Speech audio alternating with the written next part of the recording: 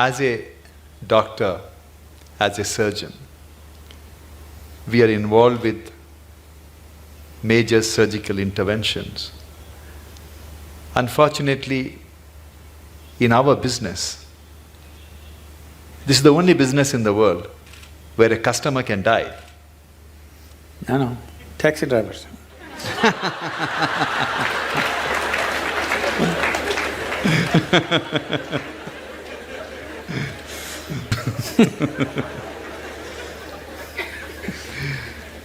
It's however much you try, Sadhguru, to dissociate ourselves.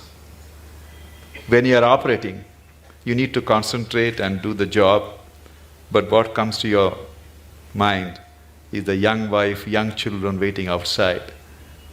The margin of error is very small, few millimeters here and there.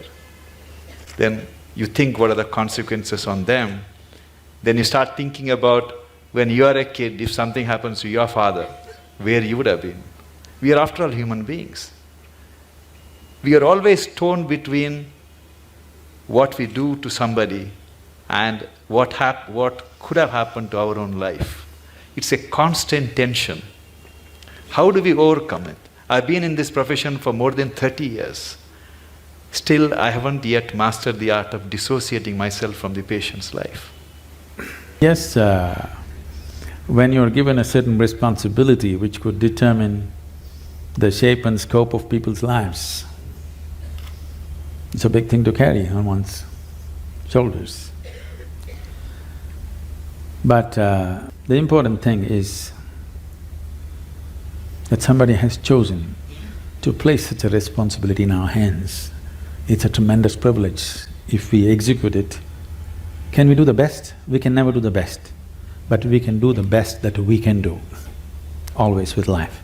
Is it the best? No, we are doing our best. If we lack in that, then we have a serious problem. But if we're doing our best in everything that we do, we know it is not the best, but it's our best, we have not spared anything, that's good.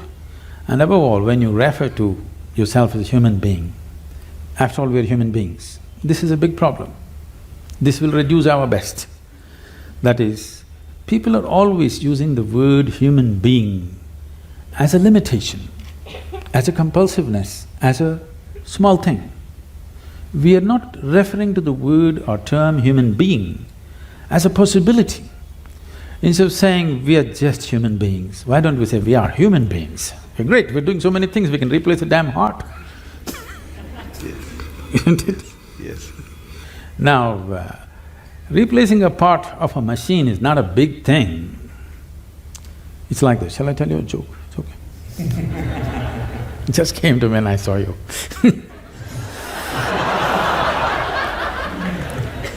So, a cardiac surgeon took his Aston Martin, which was giving him a little bit of trouble, engine trouble, to the mechanic. So he said by evening he'll have it ready. After his hospital job, he went there to pick up his car. It was not ready. The mechanic was swaggering around a little bit, and I said, "Hey doc, why is it I do the car's engines, you do people's engines? After all, a pumping thing, you know. Why is it that you earn in millions, I just make a few bucks? Come tomorrow, doc, we'll fix it." So the doctor looked at him and said, "Try to fix the engine when it's running."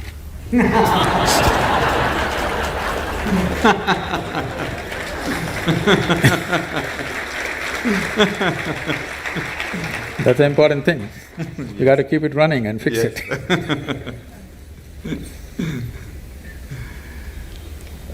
Sadhguru,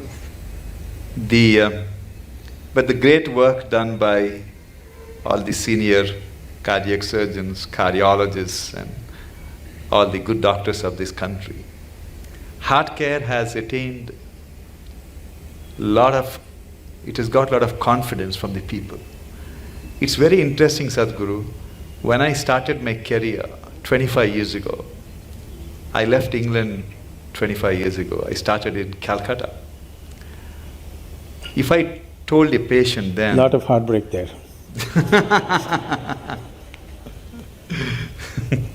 If I told a patient then that he needed an operation, it required more than an hour of convincing him for an operation.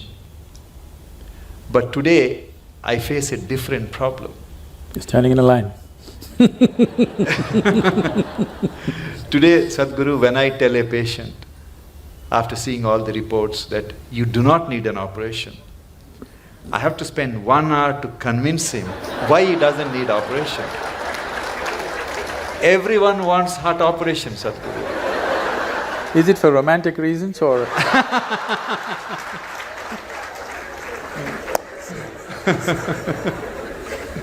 How do we convince people that fixing the heart is not like,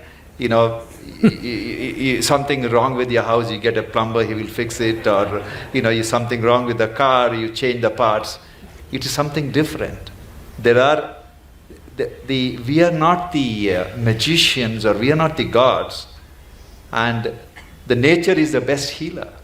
And cardiac surgery is only a 50-year-old phenomena. People have lived for… I think they have also realized it's a dumb pot. It's a big dilemma for all of us, Sadhguru. Today, people want something to be done on their body all the time. Yes. If not heart, many other parts of the body. Yes, as I said, probably in another 50 years, 50% of the population will be going through these surgeries, which is not health, which is medical industry, but not health. If health has to happen, a culture of health has to come in. Not healthcare systems, not hospitals, not more doctors, not more surgeries, but a culture of health has to evolve. Right now, world is in a way of imitating everything that America does. They eat badly, they live badly, and they have a $3 trillion bill of healthcare. It's sinking the country, okay? It's sinking the whole nation, healthcare. We want to follow the same things. We want to dress like them, we want to eat like them, we want to live like them, and we want to get unhealthy like them, but our country cannot spend $3 trillion on you for sure. We'll let you die. Yes. We're not going to reach out to everybody and do surgery for 1.25 billion people. That's not going to happen in near future. And if it doesn't happen, it's a disaster. If it happens, it's a bigger disaster. That people do not know how to live well is a disastrous way. That I would say 70% of the ailments on this planet can be just handled with better sense of living, eating, atmosphere. If you manage 70% will be gone. You can achieve this in 12 to 15 years of time on the planet if a determined effort is made by the people, by the policy and by everybody concerned, particularly the hospitals. They can do a lot. Because when they're sick, they listen, Otherwise they don't. When they're well, they don't listen. When they're sick, they will listen. They have ears, more ears than two when they're sick. That's the time to talk to them as to how to live better. These things are not new to us, these are very strongly rooted in our cultural milieu, but we are throwing it away for something which will bring us a lot of trouble. For immediate attention, for immediate intervention, of course, medical intervention is primary and it's most vital, there's no question about that.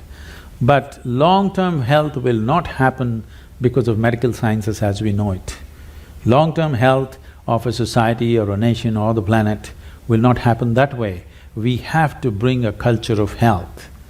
What is the way to live, what is the way to eat, how to keep our body, how to keep our mind, how to keep our breath, how to keep the atmosphere around us. If this culture is not brought into us from our childhood, I would say it must be brought into the school curriculum itself. It must be brought in, healthful ways of living, because if you do not build healthy people, You're going to have educated and sick people and you're going to build a nation or a world out of it? With sick people, you're not going to build a great nation, you can only build a sick nation. And that is happening across the world. The major nations are suffering enormous amount of illnesses. The most affluent countries who have no nutritional problems, okay? India's half the problem are nutritional problems. Right from their childhood, they've not eaten properly. Affluent nations who have a choice of nourishment, look at the level of health issues they have. That should not exist at all. When they have choice of nourishment, they should not have, I would say, 80% of the people should not have any health issues till they die. When 20%, 25% will get something, infections will come because of close proximity, those are different. But these are all on self-help. People are on self-help to create ailments for themselves. This can be 100% taken away if we establish a culture of health, for which I think not just medical professionals, people from various other areas have to work together to make this happen. I don't see any major synergy like that right now. Small efforts are happening here and there, but that's not enough. It's good, but it's not enough. Sadhguru, majority of the people who fall sick, it's primarily because they led a life which would definitely land them in trouble. But thousands of children are born in this country, like any other part of the world, with cardiac problem, with cancer, all kinds of problems. It is not their fault. Why it happens? It shouldn't have happened. 6 million Toyota cars were withdrawn last year for defective whatever and about 9 million General Motors withdrawn for ignition problems. It's a manufacturing defect. Only problem is you can't withdraw them. Actually, nature is trying to withdraw them. We are not allowing it. There was a time we would allow the nature to withdraw. Yes? All the manufacturing defects that came, 100, 200 years ago, we would allow the nature to withdraw. By the time children are 4, only the fittest would survive, rest would go.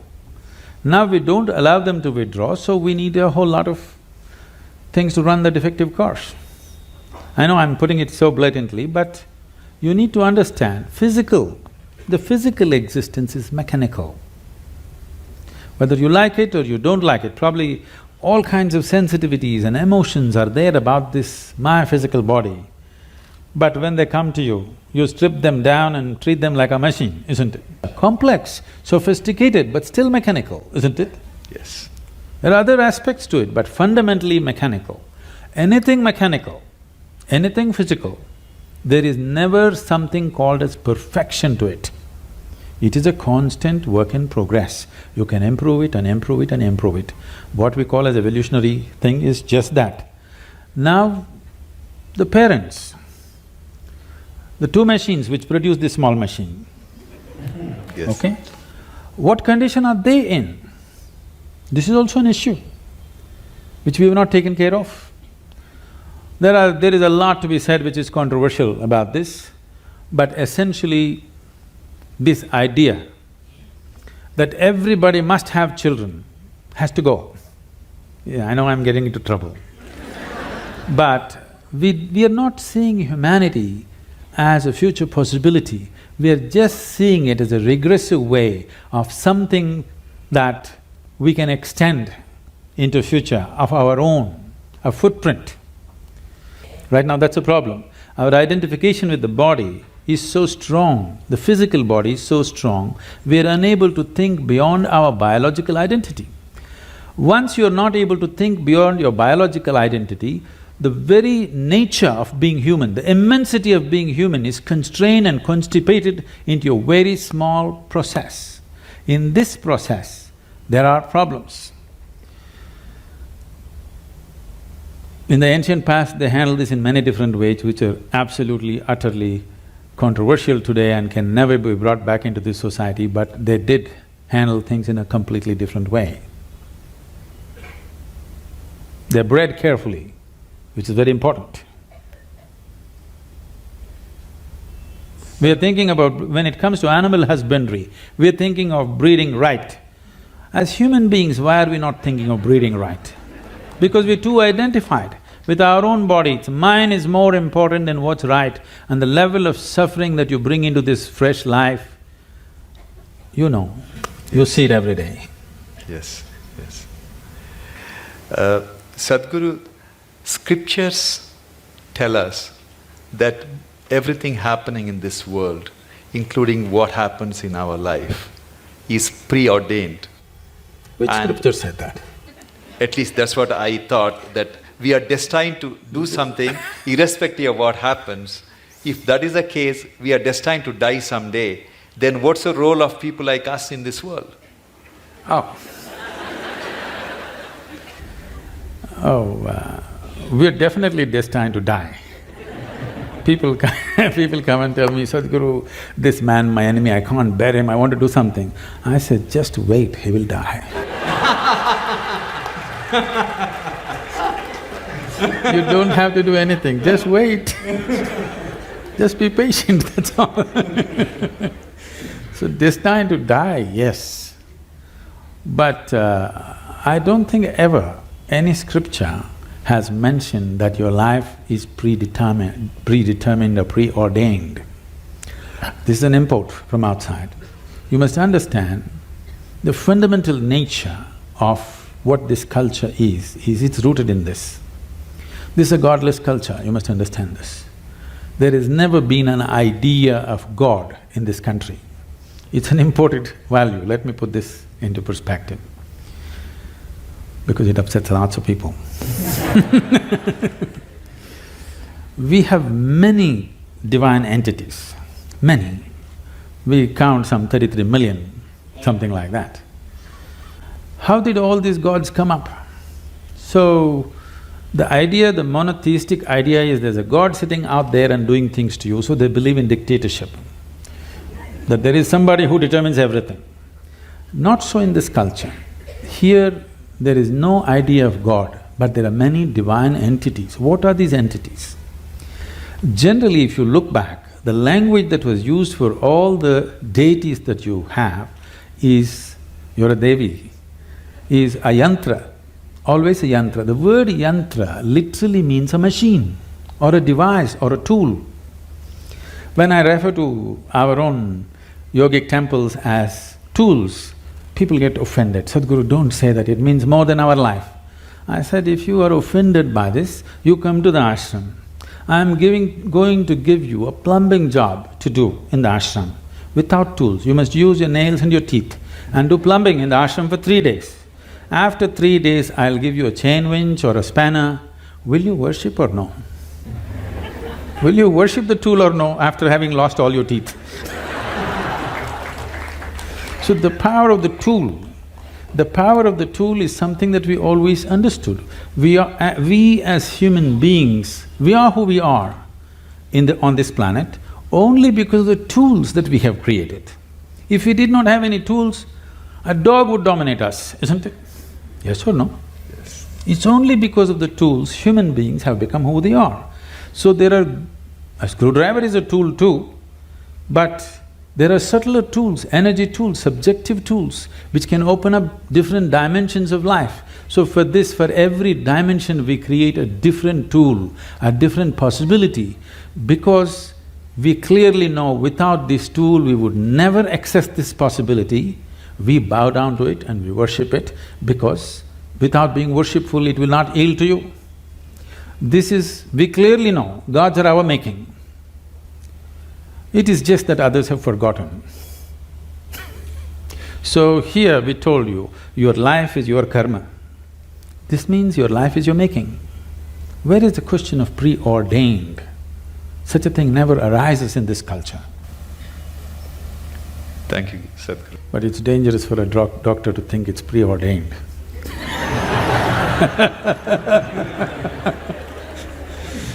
Today, the medical science has reached a level, Sadhguru, we really do not have to touch the patient.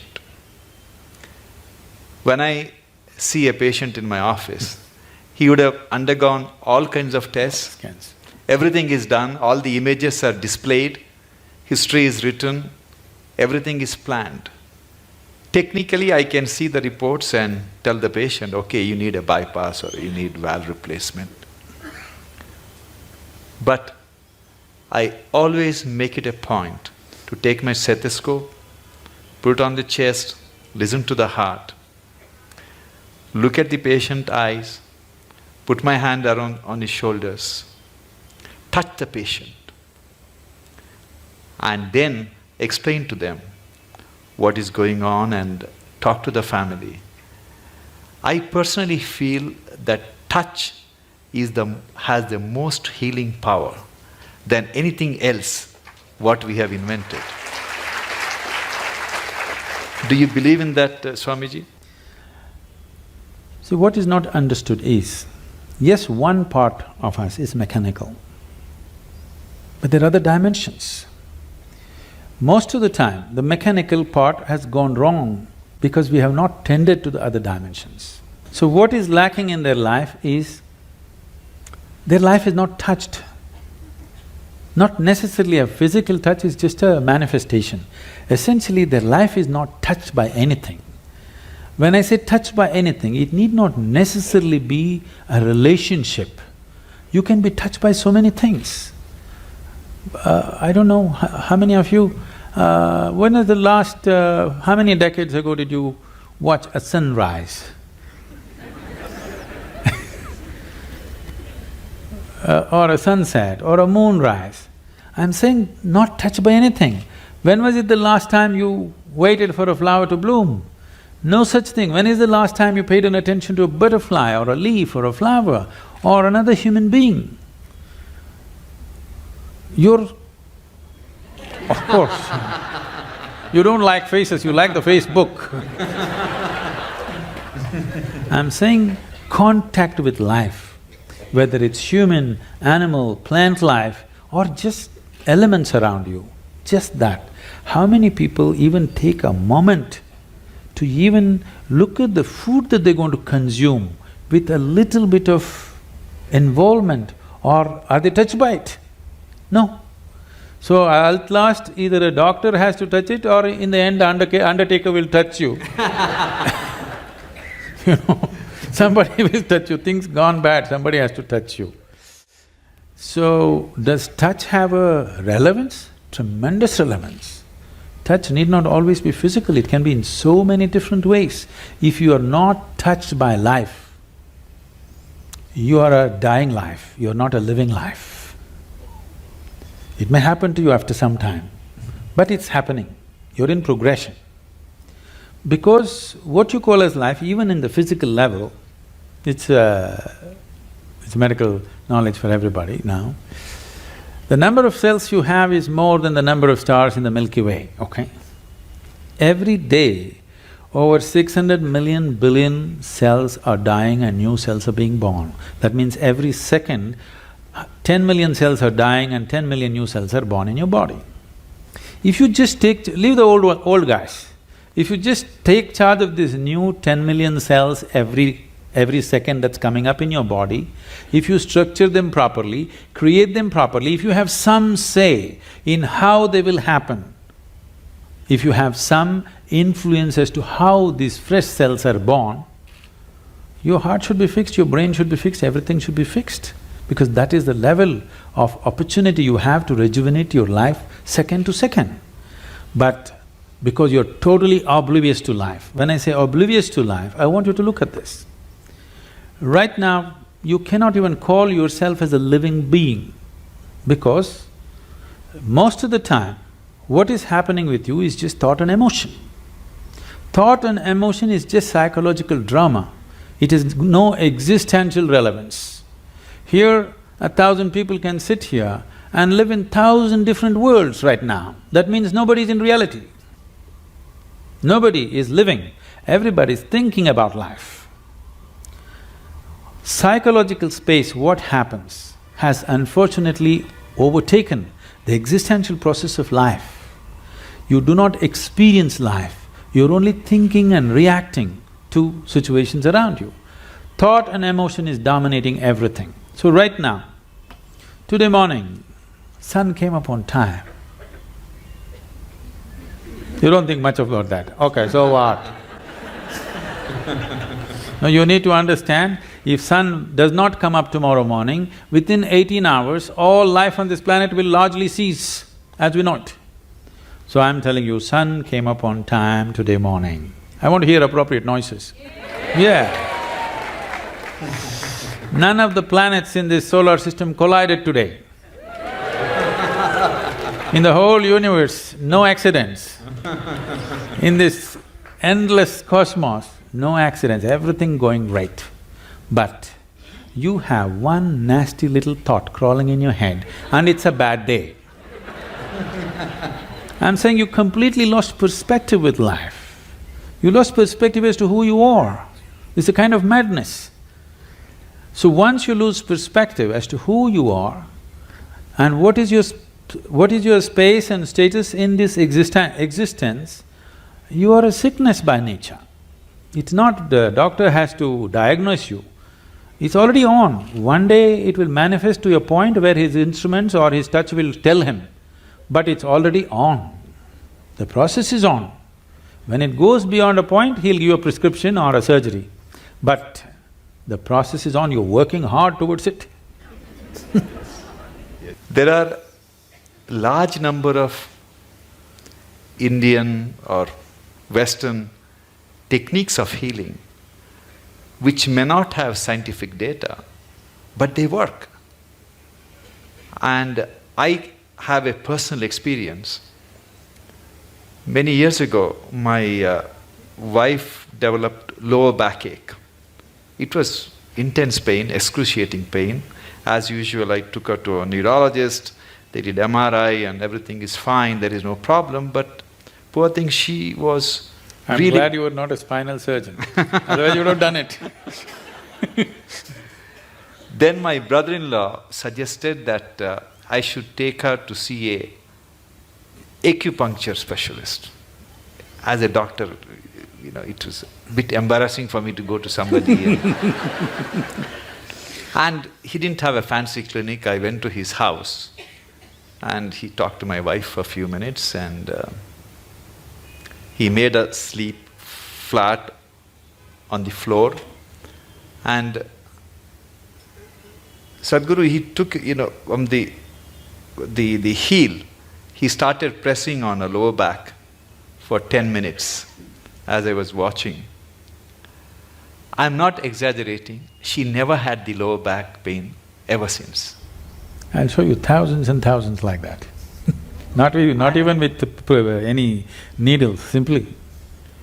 I was so fascinated because he cured my wife and he did something which I couldn't do it for 32 years. She was fine. There are many ways of treating people, and as professionals, we have to respect all the ways of treating. Definitely, I would say allopathic system is at its best when there's an emergency.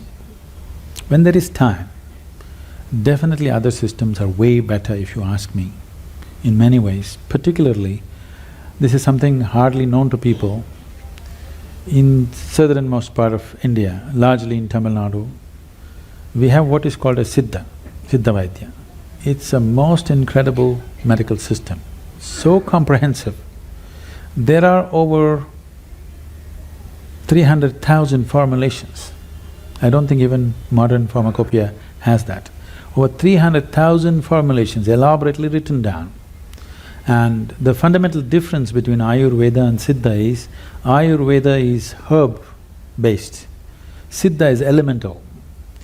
The only thing is, the skill level that it demands from the doctor is a challenge in modern world. This is something that you have to live, then only it works. The person who administers it is as important as what is administered. Who administers it? You're talking about touch. So who administers it is important, not just what is administered.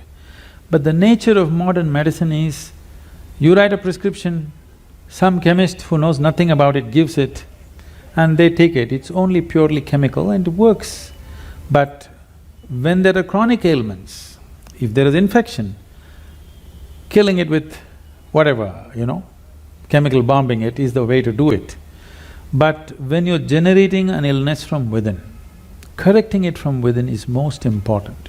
If there's an emergency, you have to intervene more aggressively, that's different. But these systems have such a comprehensive knowledge about health and well-being. But the problem is, it needs a lifelong involvement and dedication to become something good with this kind of system. It is not something that you can acquire as a profession and do it. Always it was seen as a sacred duty that you can actually… See, I want everybody to think about it, and I'm sure many times you're facing this within yourself. It is not a prescription, it is not a surgery, it is not something. It's a person's life, whether he lives or dies. I mean, your existence, it's not a… it is not a case, it is not a statistic. For that person, it is the only life that he has. This needs far more deeper attention than just being handled as a profession. I think that sense of dedication and involvement, individual doctors might have grown into it, but still that's not there as a culture, that is not there. It should not be seen as a profession, that's what I'm saying. Yes, of course, monetary requirements are there, that will happen, that's a different thing. But first of all, it must be seen as a certain commitment and a certain privilege that you are able to either end or extend somebody's life is not a small privilege.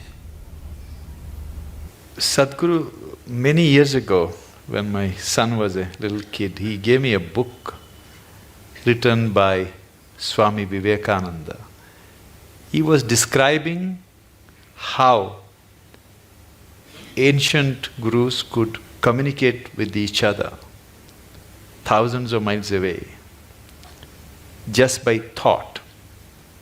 It's like a modern internet, how one computer can communicate with another computer in US or Europe, anywhere. Do you believe that human mind can be trained to influence another human mind or people's mind who are far away just by tuning our mind to the right frequency? Can it be trained? Can we learn that art? You're trying to beat the cell phone companies.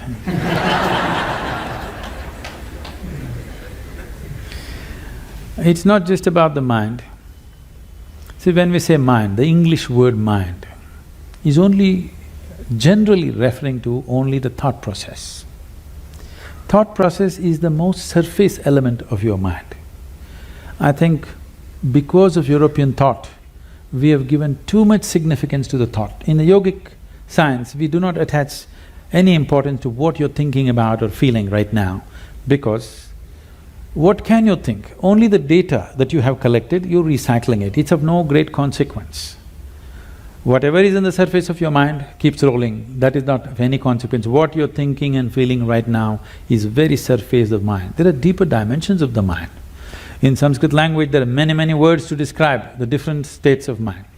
But now there is one aspect of the mind, for lack of time and stuff, I'll leave those things. There is one aspect of the mind which we refer to as chitta. Chitta is the innermost core of the mind, which is your connection with what we are referring to as consciousness. If your chitta becomes conscious, if your chitta acquires a certain level of conscious control, if you acquire, now you have access to your consciousness. What we are referring to as consciousness is that dimension which is neither physical, nor is it electrical, nor is it electromagnetic. It is a quantum leap from physical to non-physical dimension. A non-physical dimension being the lap of the existence. It is the non-physical in whose lap the physical is happening. Physical is a small happening. In this cosmos, not even 2% or not even 1% is physical, rest is non-physical. This non-physical dimension, in the yogic terminology, we use a specific sound which is connected with that dimension. Today it's all very highly distorted. We call this Shiva. That means that which is not. When we say Shiva, we are not referring to some man sitting up there. We are talking about a dimension which is not, but it is in the lap of this dimension, everything that is happens. So if your chitta becomes even mildly conscious, your ability to not only communicate an idea or a thought, even to deliver something is possible. Physically deliver something is possible. So, is it a possibility? Definitely it is. Right now, can we teach it to all these people? In theory, yes. But are they willing to work towards it? That's a question mark. One big problem is, our education systems are such, we have glorified our thought to such a place. First, to bring that down itself will take time. To make them understand the stupidity of their thought, it will take a whole lot of time. Because everybody thinks they're smart, but actually the smartest thing about most people is their phone.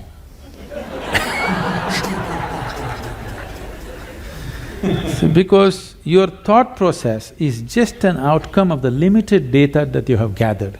It doesn't matter if I have read the libraries of the world, still it is too limited compared to what it is, what the creation is.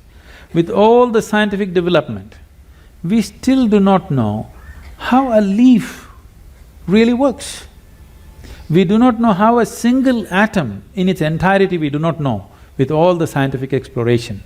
So that should be humbling enough for everybody to know that we know how to use things, but we do not know what it is. It will take lifetime of attention to even grasp the fundamentals of what it is. So if people are willing to first of all understand, like the whims of their heart, you just dismissed as dumb, okay?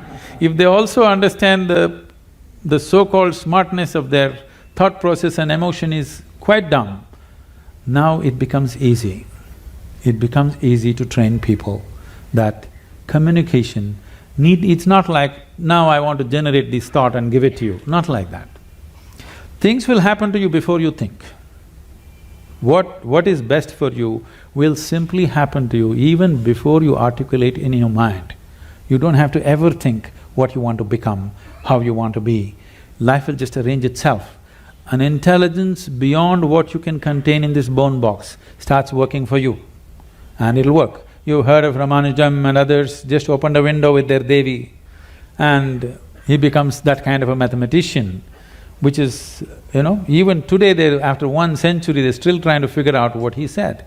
And the mathematical calculations that he gave is the backbone for describing the black holes in the universe. When he was there was no word called black hole, nobody knew there is such a thing. When we say black hole, what we are talking about is the curve of time and gravity, which is something modern science is battling with.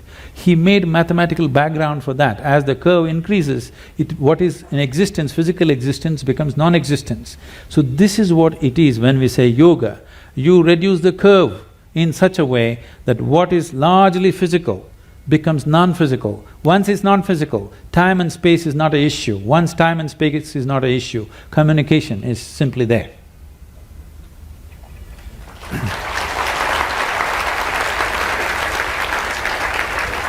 About 20 years ago, Sadhguru, I received a check for 1 lakh rupees from a retired major from Indian Army. He just gave his name, he refused to, he didn't give his address. And he wrote a small note stating that the money I am giving you is too small for the path you have chosen. But God has His own mysterious ways of giving you the rest. It had a tremendous impact in what I thought, what I wanted to do. Is it because there is something called cosmic forces which are constantly trying to help society and doing, or it's something else which is influencing people to do something which is beyond their means? See, the ideas of something wants to help, something reaches out to you. I happened to be about 4 weeks ago, I was in Los Angeles and I was staying with some people there. And the bedroom was full of books, so I just picked up one of these books and so on. The author is saying, the core of the universe is love. Well, why would the core of the universe be love? Because this thing has been always told to people, from heaven God loves you, all these people. See, if you're having a roaring love affair right now with somebody next to you, here, will you look up and ask for rays of love to come towards you? I'm asking you. No, you made yourself in such a way nobody can love you. Now, only God can love you. If you say, God loves me, you must know you are such a pathetic, despicable case. If you made yourself in such a way, nobody can help loving you, you are a wonderful human being, isn't it? So, we need to understand, there is something called human thought and emotion, human needs, of emotional needs of love, care, touch, this. The cosmos, or what you're referring to as the source of creation or divine, or if you want to use the word God, because God personifies thing, we will refuse to use that word. Let us say whatever is the source of creation, which we are referring to as God generally by religious this thing. Essentially, it is just an intelligence which is simply exploding into everything possible. If you're in rhythm with it, you will rise. If you're not in rhythm with it, it'll crush you. It has no love, it has no compassion, it has no intention of helping you, it has no intention of harming you, it has no nothing. If you understand the forces and ride it, you have a fantastic life. If you do not understand, it'll crush you. You've seen people doing surfboarding on the waves in the ocean. It is such a magical thing, just riding the waves.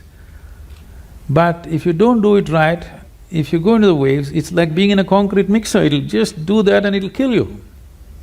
So one rides the wave, another gets crushed by the wave, that is all that's happening.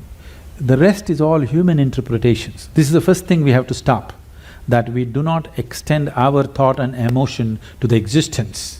This is relevant between you and me. This is relevant between you and your family members. You love them, I love you, you love me, all this fine. Don't look up at the sky and say, I love you. It will not say, I love you back, because it has no such need. It's pure existence. This is what you have to become. If you sit here, you are a complete existence by yourself. This is a full-fledged life. It does not need anything from anybody. It has everything. It is connected with everything in the universe. It does not need anything.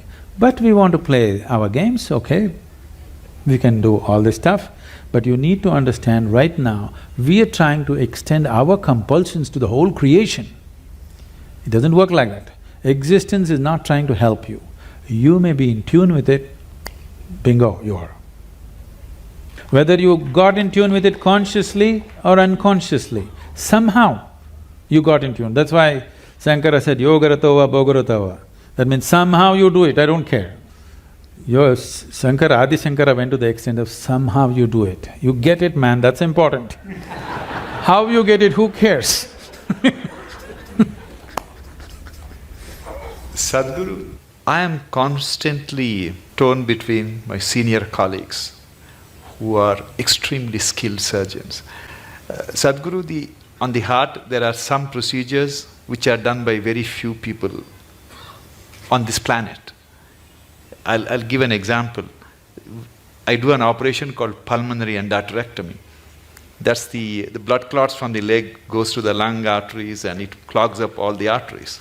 So 25 years ago, there was no cure for this. And once you're diagnosed, you're destined to die within a year. Today, people who are on home oxygen for 2 years, 3 years, you do the operation, they can go back to skydiving or they can go to scuba diving. That's the transformative effect. But there are only 50 surgeons, less than 50 surgeons in this world who can operate. And Like this, we have some of my colleagues who are extremely gifted surgeons. They are in their 50s now. And some of them are constantly talking about retirement. Especially one surgeon who is an extremely gifted surgeon who can fix any damaged valve. He is single, he has no other commitments. Every other day he talks about going to Benares or somewhere and retire. And I keep telling him that God didn't create him to retire and meditate. He has to be fixing all these problems.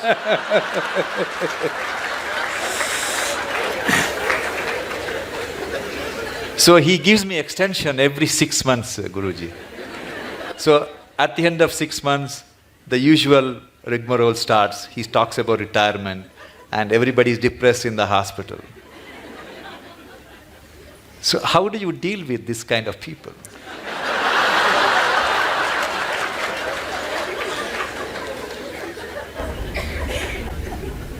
You must give him a 1-year sabbatical with me.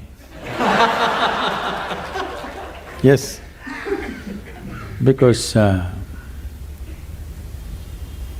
the need or the idea of retirement enters anybody's mind because of the monotony of what they're doing, whatever it may be. Somebody else may think it's a great thing, but in your experience, somewhere it's becoming monotonous or stagnant.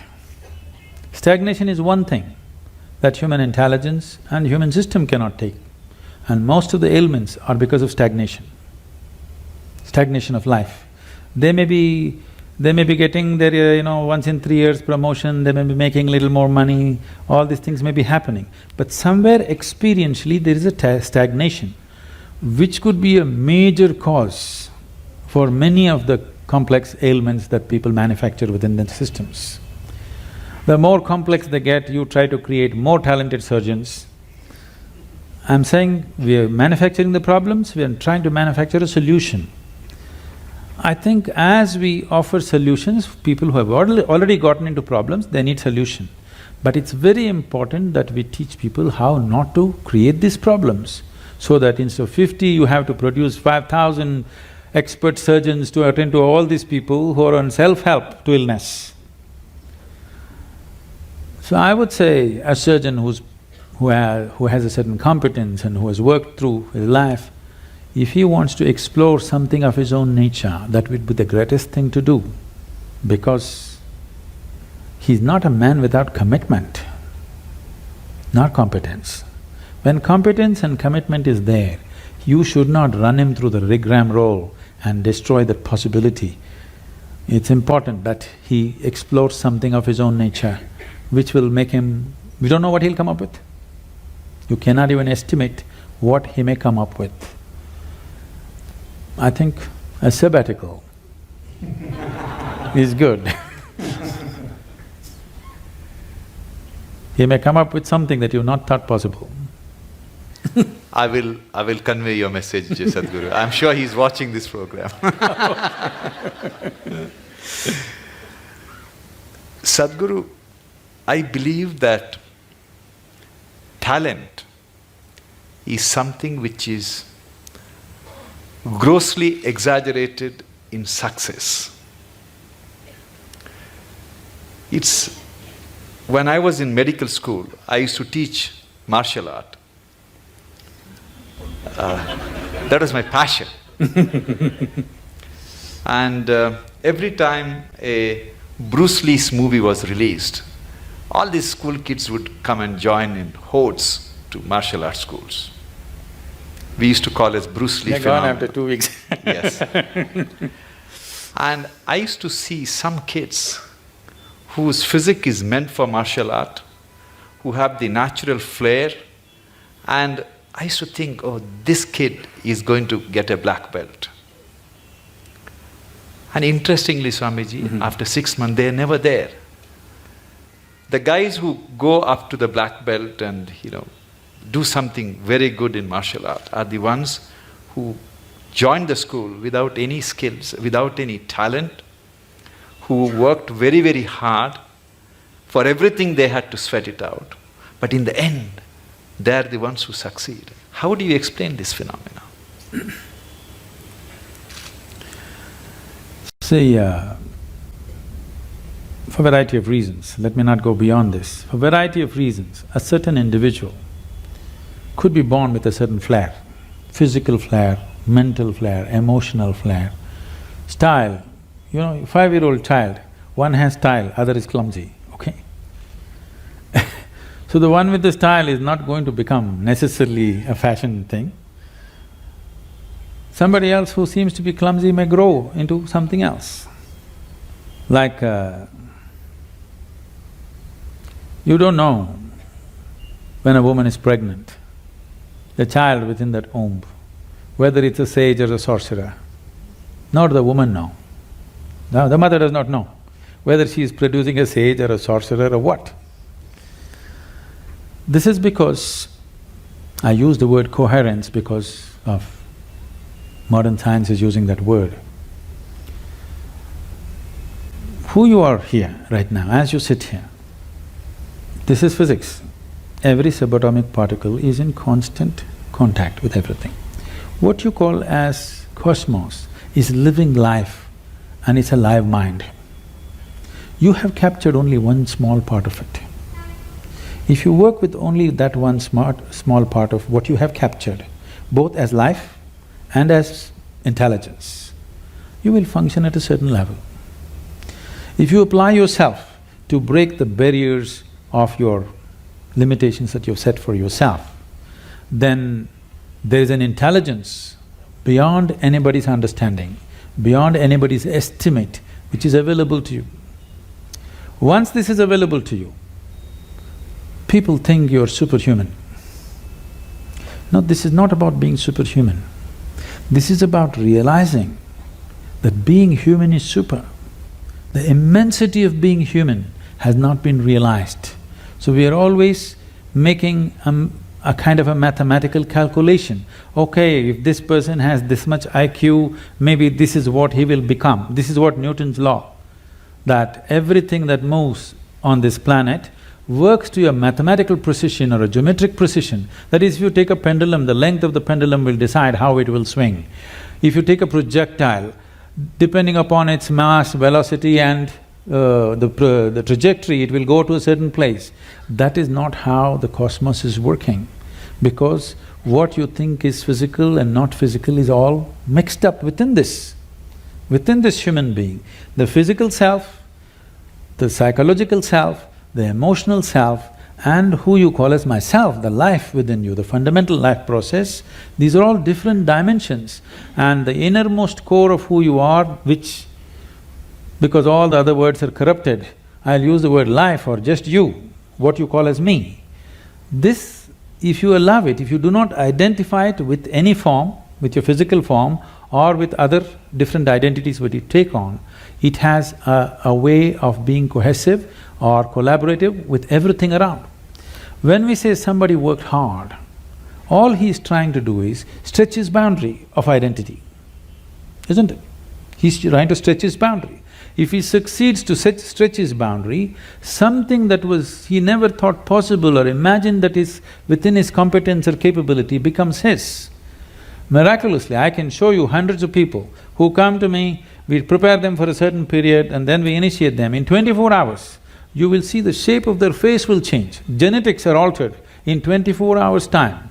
You can see the photographic images, they have actually changed dramatically overnight simply because of a certain extension of their identity. So, in the Indian spiritual milieu, see, when you say spiritual, we must understand this.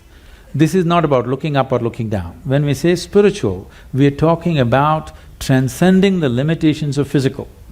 So right now, the physical is here as if it's a solid entity in people's experience. But modern physics is telling you and medical science is beginning to tell you, or if people don't understand, if they just hold their nose for 2 minutes, they understand that they are not an independent existence. It is in transaction, not just in terms of breath. Even on the level of subatomic particles, it's in constant transaction. If this transaction becomes even minutely conscious, suddenly you have immense capabilities that you never thought were possible. Biological identity is the most limiting identity that you have because it limits to the area of your body. Now when you strive, you break this. It doesn't matter in what way you strive. Most people strive in unconscious, unscientific, simply out of striving, they do things. But there are ways to strive scientifically in a proper way. There are tools to strive with specific direction to break the limitations of who we are. If you break this boundary, the subatomic particles are transacting, the intelligence is transacting, only you're missing the whole game. If you don't miss the game, if you are in the game of life, not in the game of thoughts and emotions, you are in the game of life, suddenly just about anything you want you can do, not this or that. I'm saying anything a human being can do, simply if he breaks his barriers. And these barriers are many levels, but the most fundamental thing is the identity.